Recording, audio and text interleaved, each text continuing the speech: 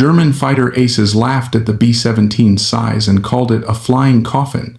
Then they poured hundreds of cannon rounds into one bomber, watched it tear apart in the sky, and froze in disbelief as it kept flying home, proving they weren't fighting an aircraft, but a war machine designed to survive. In the autumn of 1942, German fighter pilots believed they understood the American bomber. From the cockpit of an FW-190 or a BF-109, the B-17 Flying Fortress looked exactly like what they expected. Big, slow, clumsy, a massive silhouette hanging in the sky, unable to dodge, unable to run. To experienced Luftwaffe aces who had carved through lighter bombers in Poland, France, and the early skies over Britain, it seemed almost insulting. They called it the heavy baby. This confidence was reinforced on the ground. At the Rechlin test facility, the Luftwaffe's most experienced engineers and tacticians examined wreckage from early American raids. They measured armor thickness, counted bullet holes, and calculated kill probabilities. Their conclusion was clinical and mathematical. Destroy the engines, shatter the cockpit, break the wings. According to their estimates, a B-17 should fall after sustained cannon fire. It was only a matter of volume and precision, nothing more. What the Germans believed they were facing was an aircraft problem, a technical equation that superior pilots and better tactics would inevitably solve. What they did not yet understand was that the B-17 was not built to avoid damage. It was built to expect it. Every assumption the Luftwaffe had made about air combat was rooted in agility and speed. Fighters survived by not being hit. Bombers survived by slipping through gaps or relying on escorts. The B-17 rejected both ideas. Its designers assumed it would be hit repeatedly and designed the aircraft to keep flying anyway. Redundant systems, overlapping structure, engines that could be shot to pieces and still turn, wings that could lose sections and remain attached. To German pilots, this philosophy was invisible at first. All they saw was a slow, oversized target drifting across hostile airspace in tight formations, something that should die quickly. But the first encounters over occupied Europe began to challenge that belief. Cannon shells struck aluminum skin and failed to break the airframe apart.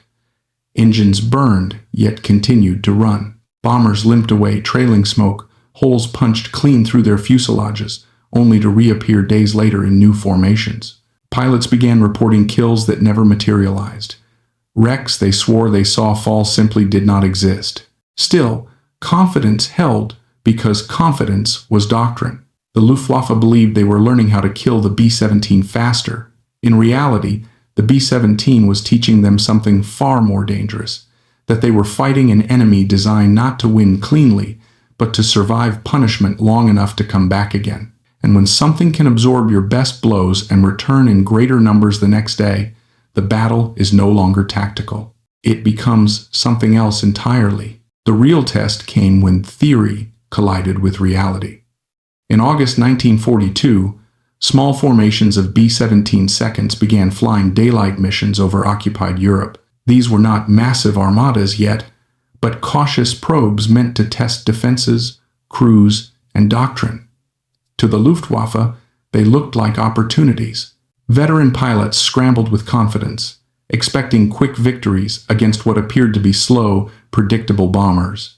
The intercepts unfolded exactly as German doctrine prescribed.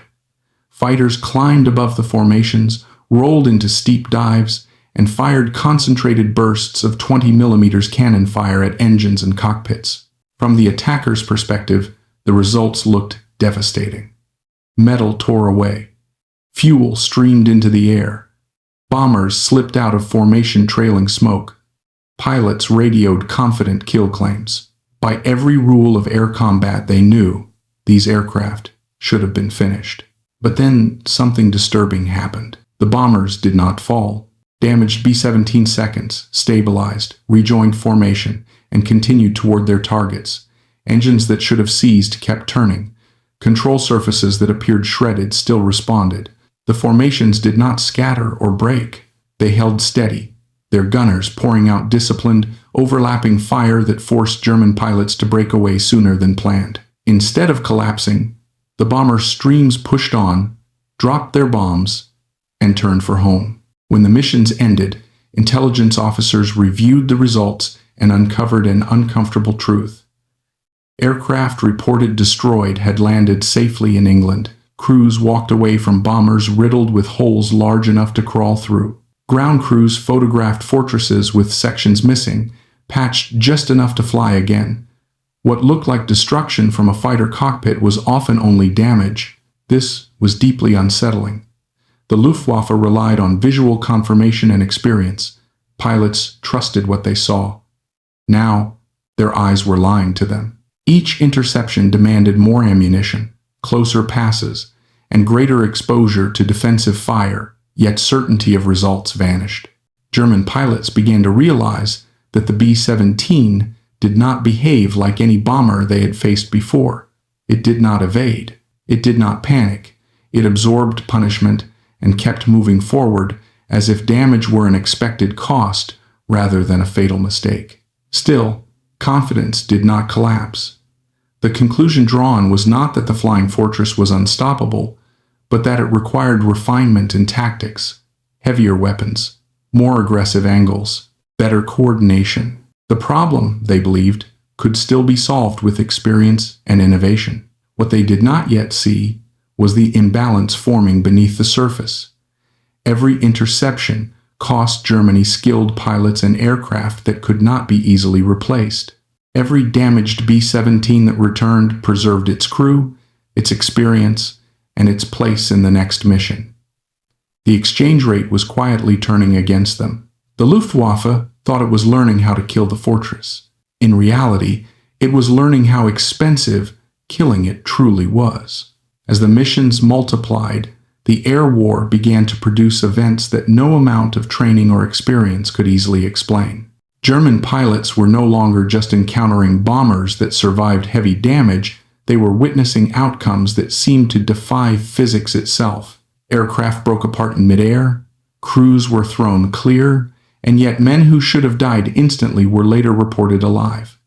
These were not rumors, they were confirmed cases documented by both sides. One of the most shocking incidents occurred in January 1943 over Saint-Nazaire. During a flak barrage, a B-17 was hit so violently that it disintegrated in the air. The aircraft entered an uncontrolled spin, tearing itself apart as it fell. In the chaos, the ball turret was ripped from the bomber's belly and hurled into open sky. Inside it was Staff Sergeant Alan McGee. He was unconscious, without a parachute, falling from more than 22,000 feet. By every law of combat experience, McGee should have died within seconds. Instead, 2 minutes later, his body crashed through the glass roof of a railway station. German soldiers rushed to the scene expecting to recover remains. What they found was a living man, mangled, bleeding, barely breathing, but alive. A Luftwaffe surgeon later looked at him in disbelief and asked a question that echoed across the air war. "How are you still alive?" McGee survived. He spent the rest of the war as a prisoner. His case was extreme, but it was not unique. Reports accumulated of tail gunners riding severed fuselage sections thousands of feet to the ground and living. Bombers collided with fighters, lost engines, lost wings, and still flew for an hour or more before landing. Maintenance crews counted hundreds of bullet and flak holes in aircraft that had somehow brought their crews home. What had once been considered miracles became patterns. For the Luftwaffe, this created a crisis of understanding. Pilots were doing everything right, executing textbook attacks, scoring hits, watching aircraft break apart, and yet the enemy kept returning. Kill claims no longer aligned with strategic reality. The B-17 was undermining the basic feedback loop of air combat. Effort no longer produced proportional results. The psychological effect was corrosive. German pilots began to fear the bomber formations, not because they were unbeatable, but because they were unreliable to fight. A fighter could risk its life, fire its ammunition, and still achieve nothing measurable. Each mission felt like gambling against an enemy that did not play by familiar rules. What was becoming clear was that the flying fortress had turned survivability into a weapon. It forced the Luftwaffe to expend time, fuel, ammunition, and lives just to reduce, not eliminate, the pressure. Damage that should have removed aircraft from the war instead merely delayed them. Crews survived, learned, and returned. On the American side, these same stories were read very differently. They were taken as proof of the fortress's promise. Each survival reinforced the belief that the bomber could endure anything. What was missed was the warning hidden inside those stories. Survival was not invulnerability, and endurance had limits. By late 1943, the pattern was unmistakable. The B-17 was rewriting the rules of air combat, not by being indestructible, but by breaking the enemy's expectations of what destruction even meant. The Luftwaffe was learning that killing a flying fortress required certainty, not probability. And certainty, in a war of growing scale, was becoming impossibly expensive. By 1943, the illusion was gone. The Luftwaffe no longer laughed at the flying fortress. It studied it with grim urgency. German commanders accepted what frontline pilots already knew. Conventional tactics were no longer enough. The B-17 could not be reliably destroyed by rear attacks, engine hits, or partial structural damage. If the bomber was to be stopped, its crew had to be killed outright. This realization drove the Luftwaffe toward increasingly extreme solutions. Fighters began attacking head-on, flying directly into the bomber's nose at closing speeds that left no margin for error. These attacks were brutal, fast, and terrifying. Pilots had seconds to aim, fire, and break away before colliding with the bomber or being shredded by defensive fire. Losses were severe, but it worked often enough to justify the risk. At the same time, German aircraft themselves were transformed. Light fighters were burdened with heavier cannons. Twin-engine interceptors were fitted with rockets and massive forward-firing guns designed to break bomber formations from a distance. Each adaptation increased firepower, but reduced maneuverability and survivability. The Luftwaffe was trading flexibility for desperation. And yet, even these measures were not enough. While Germany was forcing more and more effort into destroying each bomber, the United States was drawing a dangerously different conclusion. Early missions with low loss rates had hardened a belief that predated the war, that massed bomber formations could defend themselves. The stories of fortresses returning riddled with holes were taken not as warnings, but as confirmation. Escort fighters were seen as helpful, but not essential. This belief became doctrine. B-17 formations were sent deeper into Germany, beyond the range of available fighter escort. Planners assumed that defensive guns and structural durability would compensate for isolation. For a brief time, the gamble seemed to work. But the Luftwaffe was learning faster than the Americans were adapting. Then the reckoning came. Over Regensburg, Münster, and Schweinfurt, unescorted bomber streams were isolated and systematically destroyed. German fighters attacked in waves, exploiting every weakness they had learned at terrible cost. Entire formations were dismantled over the course of hours. Loss rates soared to levels that could not be sustained. Crews fought bravely. Bombers absorbed astonishing punishment. It did not matter. The fortress could survive damage, but not abandonment. By late 1943, the truth was undeniable. The B-17 was neither the fragile target German pilots once mocked, nor the invincible weapon American planners had imagined. It was something far more specific and far more dangerous when used correctly. It was a machine designed to endure just long enough for a system behind it to function. Until that system existed, the skies over Europe became a killing ground. Both sides had finally learned the same lesson from opposite directions. The Germans understood that they were not fighting an aircraft, but an industrial machine that could outlast them. The Americans understood that survivability without protection was not strength, it was delay before catastrophe. The flying fortress had exposed the limits of confidence, the cost of assumption, and the unforgiving nature of modern war. And now, with blood already paid for those lessons, the final transformation was about to begin. The collapse of the unescorted bombing doctrine forced a hard reckoning inside the United States Army Air Forces.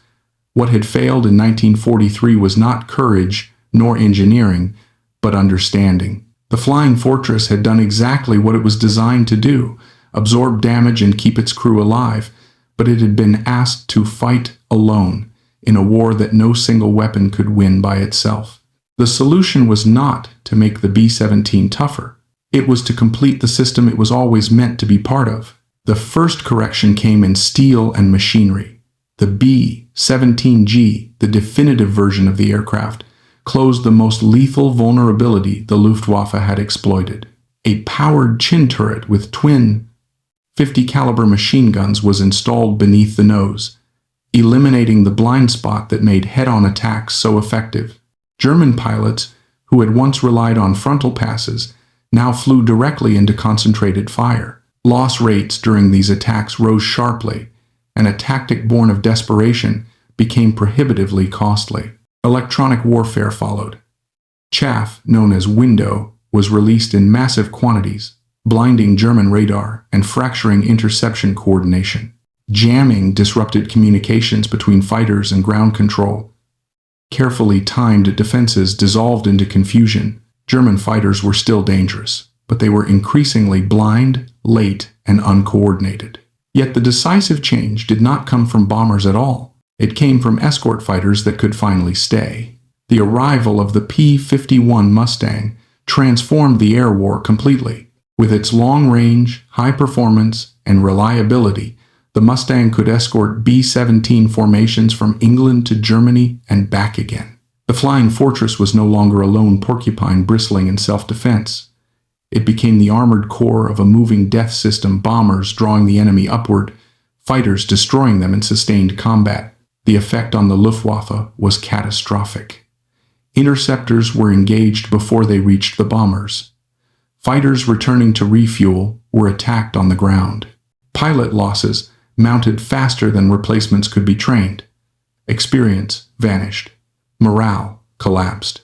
Even successful engagements no longer altered the strategic balance. By early 1944, the air war had crossed a point of no return. The Flying Fortress had achieved its true purpose not by being indestructible, but by surviving long enough for the system behind it to crush the enemy. Germany was no longer fighting pilots or aircraft. It was fighting time, production, and mathematics. German commanders understood this. Adolf Galland would later admit that the problem was never tactical, it was industrial. For every B-17 destroyed, more appeared. For every pilot lost, the Luftwaffe grew weaker in a way it could not repair. The exchange rate was fatal. When Allied bombers filled the sky during Big Week in February 1944, protected by long-range escorts, the Luftwaffe was forced into open battle and annihilated. Fighter production was smashed. Training units were destroyed. The defense of German airspace collapsed. The Flying Fortress did not win the air war by itself. It won by enduring long enough for the enemy to break. In the end, the Germans had been right about one thing. The B-17 was slow, heavy, and impossible to maneuver. But they were catastrophically wrong about what that meant. Its bulk was not a weakness. It was a declaration. This was not a war of finesse. It was a war of endurance. And in that war, the Flying Fortress proved that survival itself could be the most decisive weapon of all. In October 1942, German pilots laughed at the Flying Fortress. They believed they were facing a flawed aircraft, too big, too slow, too easy to hit. They counted cannon rounds, refined attack angles, and trusted their experience to deliver victory. What they never counted was time. Because the B-17 was never meant to win dogfights, it was built to endure long enough for something larger to take effect. Every bomber that limped home preserved its crew. Every crew that survived learned. Every lesson was fed back into a system that adapted faster than its enemy could recover. The Luftwaffe fought with skill, courage, and innovation. But skill could not replace pilots fast enough. Courage could not refill fuel tanks. Innovation could not outproduce an enemy whose factories worked beyond the horizon of destruction. By the time German commanders understood the truth, the sky itself had turned against them. The Flying Fortress did not break Germany through elegance or precision. It broke it through persistence. through mathematics, through the brutal logic of a war where survival was multiplied by industry and protected by doctrine. When the B-17 filled the skies in 1944, escorted from coast to coast, the outcome was no longer in doubt.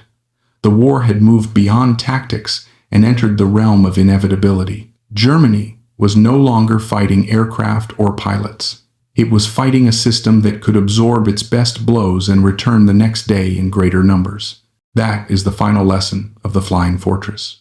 In modern war, victory does not belong to the fastest, the bravest, or the most skilled in a single moment. It belongs to the side that can endure damage, learn from it, and keep coming back until the enemy can no longer do the same. By the time the war in Europe entered its final year, the laughter was long gone. The sky above Germany no longer felt like a battlefield. It felt like a ceiling that was slowly closing in. German pilots still flew, still fought, still died with skill and courage, but something essential had already been lost. They were no longer shaping the battle. They were reacting to it. The B-17 Flying Fortress had not achieved this moment by being perfect. In fact, it had been imperfect in ways that were obvious from the start. It was slow. It was large. It could not evade. It could not hide. Every mission exposed it to danger. And yet, mission after mission, it kept coming back, not untouched, not triumphant, but intact enough to fly again. That distinction matters. The Flying Fortress did not promise safety. It promised survival. And survival, multiplied across thousands of aircraft and tens of thousands of crews, became something far more powerful than invincibility. It became inevitability. German pilots eventually understood what they were facing. They named the bomber formations flying porcupines not as mockery, but as warning. Attacking them meant pain. It meant loss. It meant risking everything for a result that might not even register strategically. For every bomber destroyed, another replaced it. For every crew lost, another trained and arrived. The exchange rate no longer favored bravery or brilliance. This was not how air combat had been imagined before the war. For decades, victory in the air had been associated with mastery aces, maneuver, individual excellence. The B-17 erased that romantic illusion. It revealed a harsher truth. In modern industrial war, individual superiority cannot overcome a system designed to absorb loss and continue functioning. The Luftwaffe did not fail because its pilots lacked courage. They did not fail because their aircraft were poorly designed. They failed because they were drawn into a conflict where endurance mattered more than excellence, and where the enemy could afford losses they could not replace. On the American side, the cost was staggering. Tens of thousands of airmen never came home. Entire crews vanished over Germany, leaving only empty bunks and folded flags. Survivability did not mean survival for everyone. It meant survival for enough. Enough to keep learning. Enough to keep pressure constant. Enough to break the enemy's capacity to respond. That is a difficult truth to confront. The Flying Fortress did not make war humane. It made it systematic. It turned suffering into a variable that could be calculated, endured, and ultimately exploited. This is why the story of the B-17 is unsettling even in victory. It shows that modern war is not decided by who is right or who is brave, but by who can endure longer at scale. By early 1944, when long-range escorts finally sealed the system, the outcome was sealed as well. The Luftwaffe rose to meet the bomber streams and was destroyed in the process. Factories burned. Training units were wiped out. Fuel shortages grounded what remained. Germany still fought on, but the air war, the struggle for control of the sky, was over. And once the sky was lost, everything beneath it followed. Cities became vulnerable. Industry became exposed. Armies lost mobility. Supply lines fractured. The Flying Fortress had not won the war alone, but it had removed the enemy's ability to fight it effectively.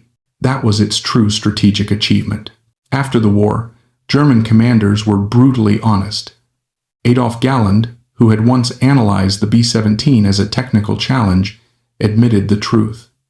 The problem, he said, was not tactical. It was industrial. It was mathematical. It was unwinnable from the moment Germany committed to a war of attrition against a nation that could build faster than it could be destroyed. That admission is the epitaph of the Flying Fortress. Because the B-17 was never just an airplane. It was the visible edge of a deeper reality, one where design, philosophy, production capacity, doctrine, and time mattered more than any single engagement. It was a declaration that this war would not be decided by moments, but by months and years of sustained pressure. Its legacy did not end in 1945. The lessons of the Flying Fortress shaped everything that followed. American aircraft would forever prioritize survivability, redundancy, and crew protection. From strategic bombers to ground attack aircraft, the DNA of the B-17 lived on not as nostalgia, but as doctrine. More broadly, the B-17 left behind a warning. It showed what happens when a nation misunderstands the nature of modern conflict. When it believes spirit can replace material. When it believes brilliance can overcome arithmetic. When it believes the next innovation will arrive in time to undo a structural disadvantage. Germany believed all of these things. And they were wrong. The Flying Fortress did not defeat Germany by surprise. It defeated Germany by patience. It accepted damage. It accepted loss. It accepted imperfection. And it kept coming. That is why the Germans stopped laughing. Not because the bomber was terrifying in appearance, but because it represented something they could not defeat, an enemy that could endure punishment, learn from it, and return tomorrow stronger than today. In the end, the story of the B-17 is not about steel, engines, or guns. It is about understanding the true nature of power. Power is not always speed. It is not always elegance. Sometimes, power is the ability to take a hit, remain functional, and keep moving forward while the enemy exhausts itself trying to stop you. The Flying Fortress proved that in modern war, survival itself can become the decisive weapon. And once that lesson is learned, once endurance replaces illusion, the outcome is no longer a matter of chance. It is only a matter of time. The story of the B-17 Flying Fortress is not the story of an indestructible machine. It is the story of how power is misunderstood and the price paid when belief collides with the reality of modern war. The first lesson the B-17 teaches is brutal in its simplicity. Not every conflict is decided by skill or brilliance. The Luftwaffe entered the war with experienced pilots, refined tactics, and confidence earned through early victories. For a time, that confidence was justified, but as the war expanded, skill alone stopped being enough. When your enemy can replace losses faster than you can inflict them, war ceases to be an art and becomes mathematics. The Flying Fortress exposed that truth mercilessly. The second lesson is that endurance is not a defensive trait, it is an offensive weapon. The B-17 did not avoid damage, it accepted it. It was built with the assumption that it would be hit, torn open, and pushed to the edge of failure. As long as it brought its crew home, it had succeeded. Each surviving crew carried experience forward. Each surviving aircraft preserved pressure. Over time, survival itself became strategic momentum. The Luftwaffe did not lose because it lacked courage. It lost because each success failed to change the balance, while each B-17 that survived quietly tilted it further against them. The third lesson is more subtle and more dangerous. When the metrics you use to measure success no longer reflect reality, you are already losing even if you don't know it yet. German pilots reported bombers destroyed. They saw aircraft burning, breaking apart, falling out of formation. Yet many of those bombers landed safely. Kill claims no longer translated into strategic effect. The feedback loop of air combat collapsed, and doctrine followed it into failure. The fourth lesson comes from the American side, and it was paid for in blood. Survivability is not invulnerability. Early missions with low losses reinforced a pre-war belief that bombers could defend themselves. The Flying Fortress seemed to confirm it. That belief hardened into doctrine. and in 1943 thousands of airmen paid the price. Endurance delayed destruction, but it could not prevent it when bombers were sent deep into hostile airspace alone. From this comes the fifth lesson. Power only emerges when systems are complete. The B-17 was never meant to fight by itself. When paired with long-range escorts, electronic warfare, numbers, and correct doctrine, it became the core of an overwhelming system. Alone, it was only a target waiting longer to die. Durability has meaning only when the system around it knows how to use it. The sixth lesson is profoundly human. Systems that protect people outlast systems that consume them. The United States invested in bringing crews home. Germany burned through pilots faster than it could train replacements. Once experience vanished, no tactic could save the Luftwaffe. In modern war, people are not a renewable resource, and the side that forgets that loses. The seventh lesson is a warning beyond World War II. Do not confuse sophistication with effectiveness. German aircraft were often faster, their weapons more powerful on paper, their tactics more elegant. The B-17 was none of those things. It was built to function when conditions were worst, when damaged, imperfect, and under stress. Systems designed only for ideal conditions fail first when reality intrudes. The final lesson of the Flying Fortress is about time. Modern war is not won in moments, but in endurance. Germany fought brilliantly, but it could not endure longer than a nation that could produce faster, learn quicker, and replace losses endlessly. The outcome was decided not by a single battle, but by sustained pressure that could not be matched. The B-17 did not win because it was invincible. It won because it refused to disappear. And that is the most unsettling lesson of all. In wars of attrition, survival itself becomes the decisive weapon. What makes the lesson of the B-17 so enduring is not that it belongs to the past, but that it describes a pattern that repeats whenever humans mistake intensity for sustainability. The Flying Fortress forces us to confront a reality that is uncomfortable precisely because it applies far beyond war. Strength that cannot be sustained is not strength at all. The Luftwaffe fought with extraordinary intensity. Its pilots flew more missions per man, faced higher risks per engagement, and relied on sharper tactics to offset material disadvantage. In the short term, this produced impressive results. In the long term, it hollowed the force from the inside. Exhaustion replaced confidence. Loss replaced experience. By the end, German pilots were not defeated in battle, they were worn down by a system that demanded more than it could ever replace. The B-17 accelerated that process because it forced the enemy to fight at maximum effort every time. There was no cheap way to deal with a flying fortress formation. Every interception required fuel, coordination, ammunition, and exposure to defensive fire. Nothing about it was efficient for the attacker.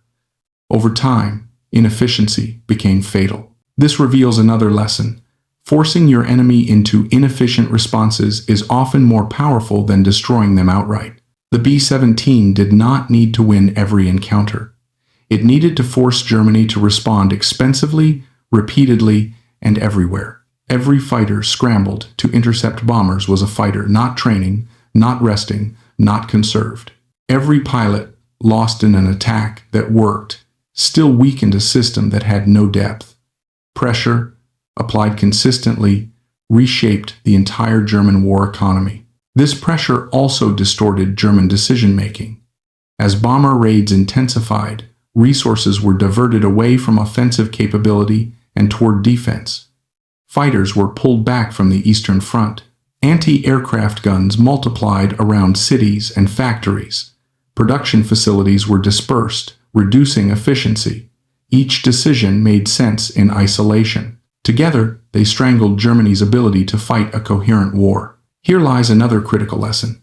Systems under constant stress begin optimizing for survival, not victory. The Luftwaffe increasingly fought to reduce damage rather than to regain control. The goal shifted from dominance to delay. That shift marked the true strategic defeat long before the war officially ended. The B-17 did not just damage Germany's aircraft, it reshaped Germany's priorities. On the American side, the contrast is striking.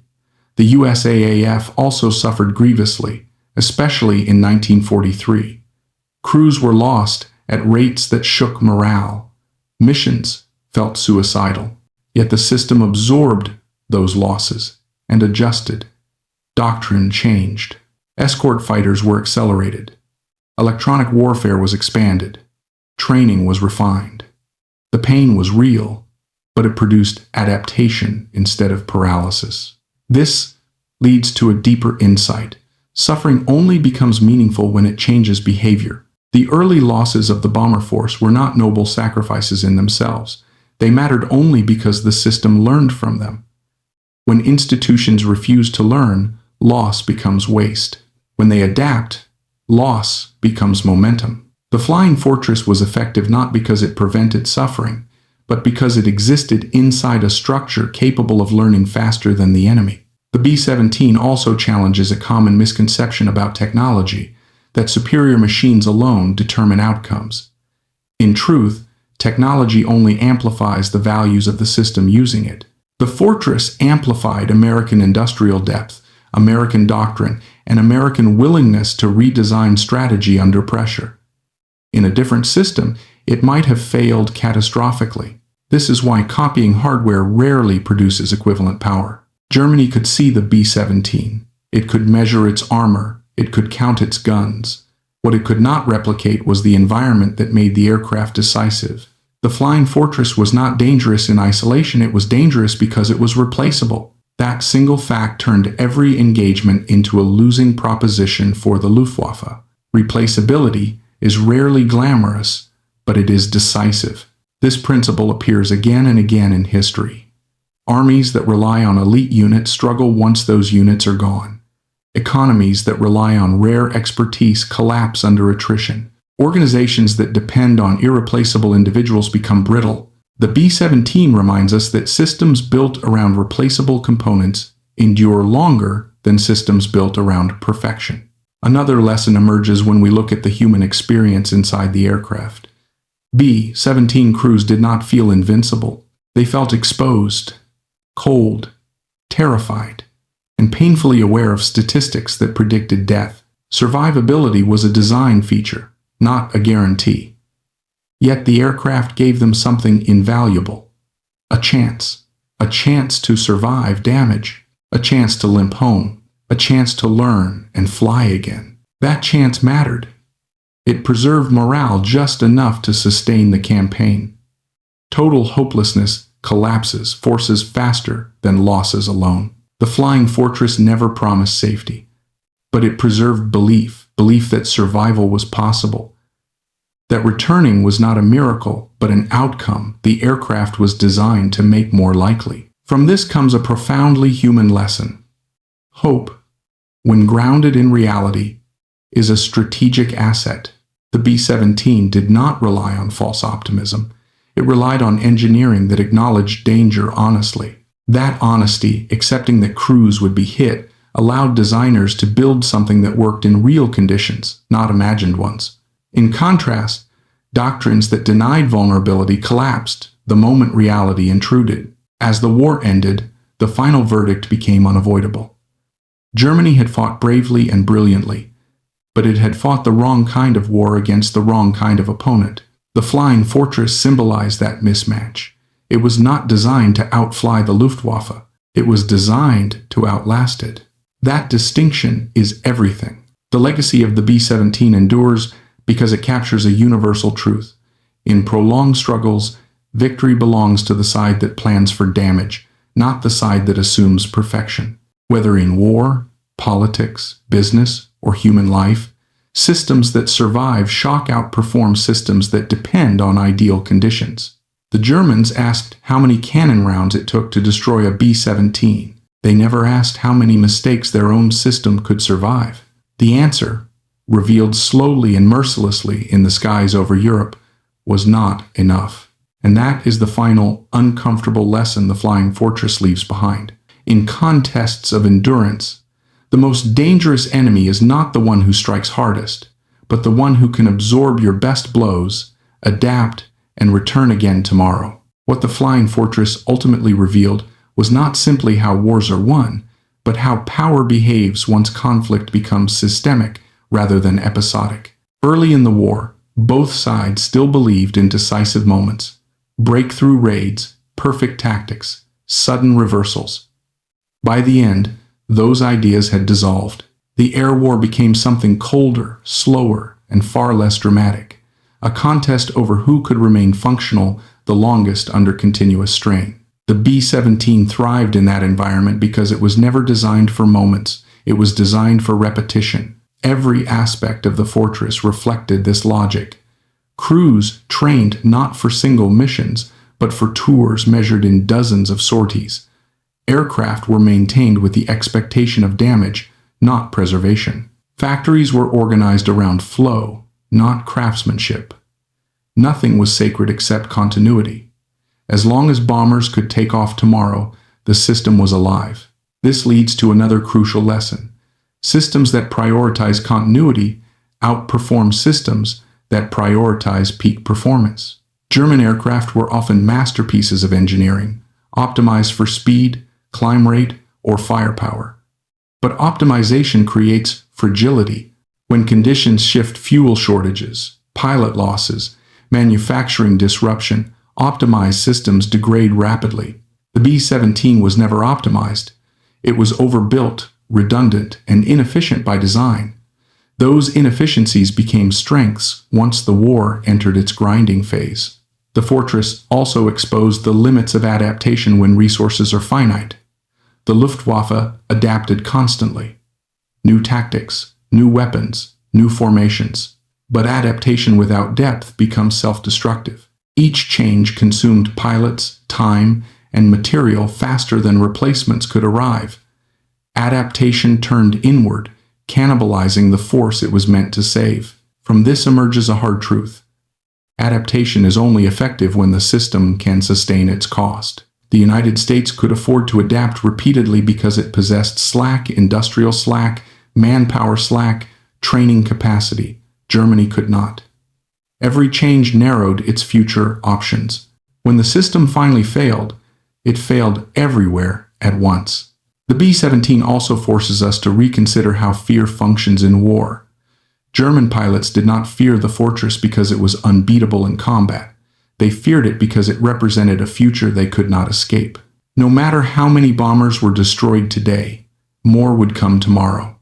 Fear, in this case, was not produced by danger alone, but by predictability. Predictable pressure is more psychologically damaging than unpredictable violence. The bomber streams arrived on schedules. They followed routes. They returned again and again. The human mind can endure chaos better than inevitability. The Flying Fortress transformed the air war into something relentless, stripping defenders of the belief that effort could end the threat. This psychological erosion mattered as much as physical loss. Morale does not collapse when danger appears, it collapses when danger becomes routine and unsolvable. The B-17 also highlights the difference between control and influence. Germany sought control of the skies. Once that failed, it tried to deny them to the enemy. The Allies, by contrast, sought influence. They did not need to eliminate every fighter or flak gun. They needed to shape behavior, force dispersal, drain resources, degrade training, and impose reaction. Influence scales better than control. The fortress exerted influence simply by existing in large numbers. It compelled Germany to respond everywhere, all the time. That constant reaction consumed initiative. And once initiative is lost, recovery becomes exponentially harder. This lesson extends beyond war. In any prolonged competition, economic, political, technological, the side that dictates the pace and forces reaction holds the advantage, even if it appears less impressive in individual exchanges. Another uncomfortable lesson lies in how the B-17 reframed loss itself. Losses were horrific. Crews knew the statistics, yet the system absorbed those losses without collapsing. This is not a moral endorsement, it is an analytical reality. Modern power is measured not by how little you lose, but by how little your losses change your capacity to act. Germany could not afford to lose pilots. The United States could. That asymmetry mattered more than any weapon. The fortress made this asymmetry visible. Each mission asked the same brutal question. Can you stop this without exhausting yourself? The answer, over time, was no. And this brings us to perhaps the most enduring lesson of all. Wars are decided by what cannot be replaced. Aircraft can be built. Weapons can be redesigned. Cities can be rebuilt.